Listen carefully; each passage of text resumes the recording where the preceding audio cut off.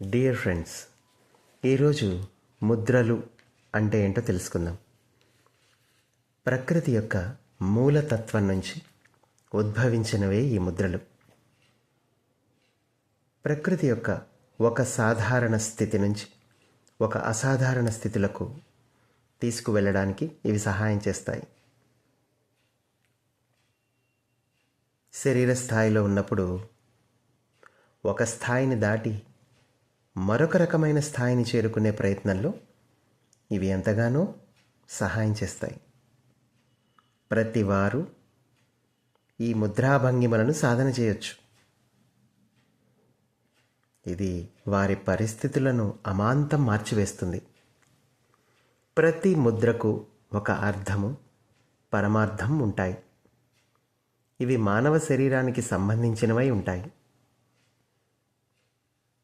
మానవ శరీరం అణువులతో, పరమాణువులతో నిర్మితమై ఉంటుంది కదా. కాబట్టి ఈ ముద్రాభంగిమలు ఆ యొక్క అణువులను, పరమాణువులను ప్రేరేపించేవిగా ఉంటాయి. ఈ విధంగా ఒక శరీరధారి యొక్క కోణాలలో మార్పును తీసుకువస్తాయి. అది ఎలాగంటే, ఒక శరీరధారి ఒక ముద్రాభంగిమను నిర్మించినప్పుడు అతని యొక్క కణాలు, అణువులు, పరమాణువులలో స్పందన కలుగుతుంది. ఆ నిర్మించిన ముద్ర తన ద్వారా శక్తిని గ్రహించి శరీరానికి ప్రసారం చేస్తుంది. దీనిని శరీరధారి స్వీకరిస్తాడు. ఒక శరీరధారికి ఎక్కడైతే అణు నిర్మాణం ఎక్కువగా ఉంటుందో ఆ శరీర భాగాలు ఎక్కువ శక్తిని గ్రహించగలవు. మరి శరీరంలోని అన్ని భాగాల కంటే శరీరపు అంత్య భాగాలు ఎక్కువ అణు నిర్మితమై ఉంటాయి. కావున అవి ముద్రాభంగిమలకు అనుకూలంగా ఉంటాయి. అవి ఎక్కువ శక్తిని గ్రహించగలుగుతాయి. ఒక భంగిమను నిర్మించినప్పుడు అది ఎంత ఎక్కువ శక్తిని గ్రహించగలదు అంటే, ఆ ముద్రా భంగిమ ఏ శరీర భాగానికి సంబంధించిందైతే ఆ శరీర భాగం పూర్తిగా శక్తివంతమైపోతుంది.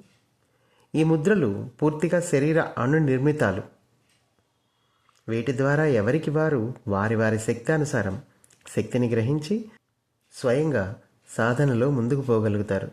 మరియు శరీరాన్ని అతి తక్కువ సమయంలో శక్తివంతం చేయగలుగుతారు. ఎప్పుడైతే శరీరం యొక్క అన్ని కణాలు శక్తివంతమవుతున్నాయో అప్పుడు అతని సాధన మరింత మెరుగుపడుతుంది. వీటిని సాధనకు ఉపయోగించవచ్చు, మరియు శరీర శుద్ధికి కూడా ఉపయోగించవచ్చు. ఈ ముద్రాభంగిమలలో ఎన్నో రకాలుంటాయి. ఇవి వారి వారి శక్తి స్థాయిలను అనుసరించి పనిచేస్తాయి. ఒక శరీరధారికి ఒక రకమైన మార్పు వస్తే మరొక శరీరధారికి ఇంకొక రకమైన మార్పు రావచ్చు. అంటే వారి వారి శక్తి ప్రకంపన తీవ్రతను బట్టి వారి యొక్క శక్తి స్థాయిలలో మార్పులు చోటు చేసుకుంటాయి. మరి ఈ ప్రకంపన స్థాయిలను నిర్దేశించేది మాత్రం వారి యొక్క ఆత్మ ఎదుగుదల, ఆత్మ ఉన్నతి, వారి పరిణితి. దీన్ని బట్టి ఉంటుంది. అందరికీ ఈ ముద్రాభంగిమ సాధన అణువుగా ఉండదు.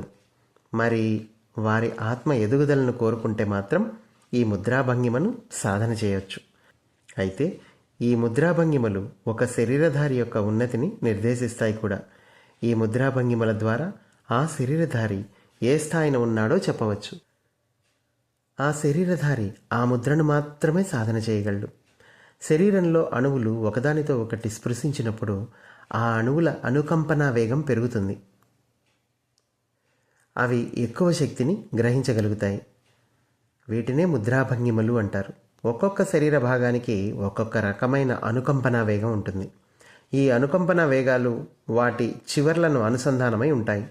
కావున ఈ అణువులు ఒకదానితో ఒకటి స్పృశించినప్పుడు వాటి అనుకంపన వేగంలో మార్పు వచ్చి ఆ శరీర భాగం శక్తివంతమై ఆ భాగం ఆ శరీరంలో ఏ శక్తి క్షేత్రానికి సంబంధించింది అయితే ఆ శక్తి క్షేత్రంలో మార్పును తీసుకువస్తుంది.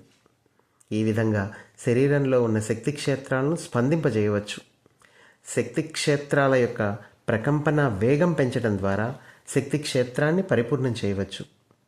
ఆ పరిపూర్ణమైన శక్తి క్షేత్రం పనితీరులో మార్పు రావడం వల్ల ఆ శరీరధారి తన శక్తి సమూహాలు అయిన అన్ని శక్తి స్థానాలను వేగవంతంగా పరిపూర్ణం చేసుకోవచ్చు.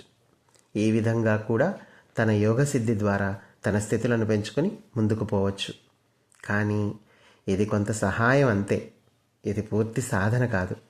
పూర్తి సాధన అంటే మీరు మీ ఆత్మలో లయమైపోవడమే. ఇవి సాధనకు సహాయం చేస్తాయి, అంతేకాని ఇవే పూర్తి సాధన కాదు.